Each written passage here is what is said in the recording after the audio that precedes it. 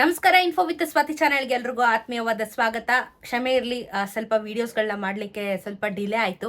Because ಮತ್ತೊಂದು operation ಇತ್ತು ನನಗೆ. ಆಪರೇಷನ್ ಮುಗಿಸ್ಕೊಂಡು ಈಗ ಮನೆಗೆ ಬಂದಿದ್ದೀನಿ. ಸೊ ಹಾಗಾಗಿ ಇನ್ನು ವಿಡಿಯೋಸ್ನ ಮುಂದುವರಿಸ್ತೀನಿ. ಸೊ ಥ್ಯಾಂಕ್ ಯು ನಿಮ್ಮೆಲ್ಲರ ಪ್ರೋತ್ಸಾಹಕ್ಕೆ. ಇದೇ ಥರ ಬೆಂಬಲ ಕೊಡ್ತಾ ಇರಿ.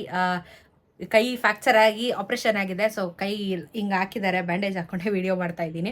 ಸೊ ಯಾಕಂದರೆ ನನಗೆ ಇದನ್ನು ಬಿಡೋದಕ್ಕೆ ಇಷ್ಟ ಇಲ್ಲ. ಆ್ಯಂಡ್ ಜನಕ್ಕೆ ಇದರಿಂದ ಹೆಲ್ಪ್ ಆಗುತ್ತೆ ಅಂತಂದರೆ ಖಂಡಿತವಾಗ್ಲೂ ನಾನು ವಿಡಿಯೋ ಮಾಡೋದಕ್ಕೆ ಮುಂದುವರಿಸ್ತೀನಿ. ಸೊ ನನ್ನ ಕಷ್ಟಗಳೆಲ್ಲ ಆಮೇಲೆ ಜನಕ್ಕೆ ಸಹಾಯ ಆಗಲಿ ಅನ್ನೋದಷ್ಟೇ ನನ್ನ ಮುಖ್ಯ ಉದ್ದೇಶ. ಸೊ ಎನಿವೇಸ್ ವಿಡಿಯೋ ಕಂಟಿನ್ಯೂ ಮಾಡೋದಕ್ಕೆ ಶುರು ಮಾಡ್ತಾ ಇದ್ದೀನಿ. ನಿಮ್ಮೆಲ್ಲರ ಸಪೋರ್ಟ್ಗೆ, ಬೆಂಬಲಕ್ಕೆ ಧನ್ಯವಾದಗಳು. ದಯವಿಟ್ಟು ಚಾನಲ್ನ ಸಬ್ಸ್ಕ್ರೈಬ್ ಮಾಡ್ಕೊಂಡು ಇನ್ನಷ್ಟು ಸಪೋರ್ಟ್ ಮಾಡಿ ಅಂತ ಕೇಳ್ಕೊತಾ ಇವತ್ತಿನ ಟಾಪಿಕ್ ಬಗ್ಗೆ ಕಾನ್ಸಂಟ್ರೇಟ್ ಮಾಡ್ತಾ ಹೋಗೋಣ. ಸ್ಪೆಷಲಿ ಗೃಹಲಕ್ಷ್ಮಿ ಹಣ.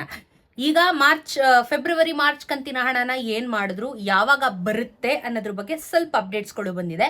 ಅಂಡ್ ಆಲ್ಸೋ ಇವಾಗ 24ನೇ ಕಂತಿನ ಹಣ ಬಹುಶೇಕಡ ಎಲ್ಲರ ಖಾತೆಗೂ ಜಮಾ ಆಗಿದೆ ಅನ್ನೋದ್ರ ಬಗ್ಗೆನೂ ಈಗ ಆಲ್ರೆಡಿ ಎಲ್ಲ ಕಡೆನೂ ಮಾಹಿತಿ ಬಂದಿದೆ. ಇದ್ರ ಬಗ್ಗೆ ಬಂದಿರುವಂಥ ಕೆಲವೊಂದಷ್ಟು ಅಪ್ಡೇಟ್ಗಳ ಬಗ್ಗೆ ಈ ವಿಡಿಯೋದಲ್ಲಿ ಮಾತಾಡ್ತಾ ಹೋಗ್ಬಿಡೋಣ.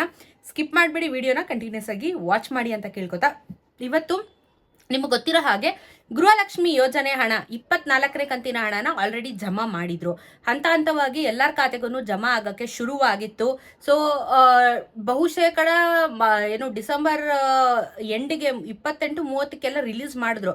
ಜಾನ್ವರಿ ಫಸ್ಟ್ ವೀಕ್ ಒಳಗಡೆ ಬರುತ್ತೆ ಅಂತ ಹೇಳಿದ್ರು. ಈಗ ಆಲ್ರೆಡಿ ಫಸ್ಟ್ ವೀಕ್ ಬಿಟ್ಟು ಸೆಕೆಂಡ್ ವೀಕಲ್ಲೂ ನಾವು ಆಲ್ರೆಡಿ ಬಂದಾಗಿದೆ. ಈಗ ಇನ್ನೂ ಹಣ ಬರ್ತಾ ಇದೆಯಾ ಅಂತ ಕೇಳುವಂಥ ಪ್ರಶ್ನೆಗೆ ಹಣ ಎಲ್ಲರ ಖಾತೆಗೂ ಜಮಾ ಆಗಿದೆ. ಸೊ ಯಾರಿಗೆಲ್ಲ ಬಂದಿಲ್ಲ, ಯಾರೆಲ್ಲ ಇನ್ನೂ ತಲೆ ಕೆಡ್ಸ್ಕೊಂಡಿದ್ದೀರಾ ಹಣ ಬಂದಿಲ್ಲ ಅಂತ, ದಯವಿಟ್ಟು ನಿಮ್ಮ ಒಂದು DBT ಸ್ಟೇಟಸ್ಗಳನ್ನ ಮೊದಲನೇದಾಗಿ ಚೆಕ್ ಮಾಡ್ಕೊಳ್ಳಿ. ಹಣ ಬಂದಿಲ್ಲ ಅಂತ ಹೇಳ್ತಾ ಇರೋರ್ಗೆ ಹೇಳ್ತಿರೋದು, ನಿಮ್ಮ DBT ಸ್ಟೇಟಸ್ನ ದಯವಿಟ್ಟು ಚೆಕ್ ಮಾಡ್ಕೊಳ್ಳಿ. ಬಿಕಾಸ್ ಹಣ ಬಂದಿದ್ರೆ ಎಲ್ಲರ DBT ಸ್ಟೇಟಸಲ್ಲಿ ಒಂದು ಅಪ್ಡೇಟ್ ಬಂದಿರುತ್ತೆ. ಕೆಲವೊಂದು ಸತಿ ಏನಾಗುತ್ತೆ, ನಾವು ATMಗಳಲ್ಲಿ ಹೋಗಿನೂ ದುಡ್ಡು ಡ್ರಾ ಮಾಡಿದಾಗ ಕೆಲವೊಂದು ಸತಿ ಮೊಬೈಲ್ಗೆ ಸ್ಟೇಟ್ಮೆಂಟ್ ಬರೋದಿಲ್ಲ, ಸರ್ವರ್ ಪ್ರಾಬ್ಲಮ್ ಇದೆ. ಸ್ಪೆಷಲಿ ಏನು ಅಂತ ಅಂದ್ರೆ SBI ಬ್ಯಾಂಕ್ ಇರೋರ್ಗಂತೂ ಮೆಸೇಜ್ ಆನ್ ಅಂಡ್ ಆಫ್ ಅಲ್ಲಿ ಇರುತ್ತೆ. ಎಲ್ಲಾ ಟ್ರಾನ್ಸಾಕ್ಷನ್ ಕರೆಕ್ಟಾಗಿ SMS ಬರೋದಿಲ್ಲ. ಇದು ಸಮಸ್ಯೆ ಮೊದಲಿಂದನೂ ಇದೆ.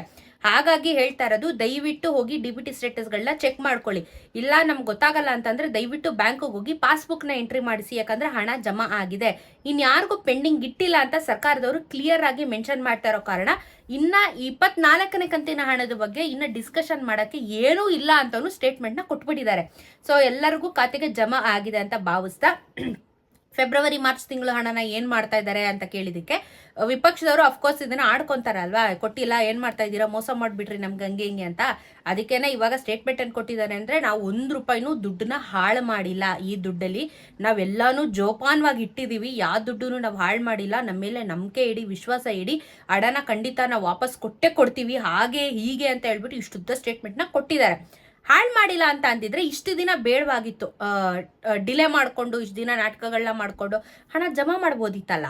ಅಟ್ಲೀಸ್ಟ್ ಇವಾಗ ಅಕ್ಟೋಬರ್, ನವೆಂಬರ್, ಡಿಸೆಂಬರ್, ಇನ್ನ ನಿಮ್ಗೆ 2 ತಿಂಗಳು ದಿನ 5 ತಿಂಗಳು ಹಣ ಬರಬೇಕಾಗಿದೆ.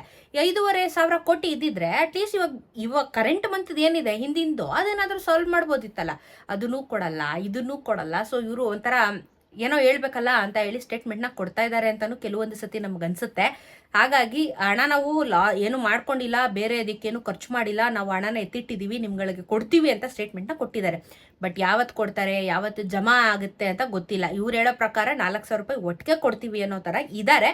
ಕೊಟ್ರೆ ಒಳ್ಳೇದು, ಯಾರಿಗೂ ಟೆನ್ಷನ್ ಇರಲ್ಲ. ಆ್ಯಂಡ್ ಅವರಿಂದ ಬೀಳುವಂಥದ್ದು ಯಾರಿಗೂ ಇರಲ್ಲ, ಎಲ್ಲನೂ ಕ್ಲಿಯರ್ ಆಗಿಬಿಡುತ್ತೆ. ಸೊ ನೋಡಿಕೊಂಡು ಈ ಹಣನ ಜಮಾ ಮಾಡಿಬಿಟ್ರೆ ಆರಾಮಾಗಿ ಇರಬಹುದು. ಸೊ ನಿಮ್ಮ ಅನಿಸಿಕೆ ಏನು? ನಿಮ್ಮೆಲ್ಲರಿಗೂ 24ನೇ ಕಂತಿನ ಹಣ ಜಮಾ ಆಯ್ತಾ ಕ್ಲಿಯರ್ ಆಗಿ ಅಂತ ಹೇಳಿ ಮೆನ್ಷನ್ ಮಾಡಿ. ಬಿಕಾಸ್ ಗೌರ್ಮೆಂಟ್ ಅಂತೂ ಕ್ಲಿಯರ್ ಆಗಿ ಹೇಳ್ತು, ನಾವು ಕೊಟ್ಟಾಗಿದೆ, ಇನ್ನು ನಾವು ಇದಕ್ಕೆ ಬರೋದಿಲ್ಲ ಅಂತಲೂ ಹೇಳಿಬಿಟ್ಟಿದ್ದಾರೆ. ಗೌರ್ಮೆಂಟ್ ಹೇಳಿದ್ರು, ಜನಸಾಮಾನ್ಯರದ್ದು ಪ್ರಾಬ್ಲಮ್ನ ಕೇಳೋರು ಯಾರು ಅಲ್ವಾ? ಇವ್ರು ಹೇಳ್ಬಿಡ್ತಾರೆ. ಇಲ್ಲಿ ಬಂದಿಲ್ದಿರೋರ ಕತೆ ಏನು, ಅವ್ರೇನು ಮಾಡಬೇಕು?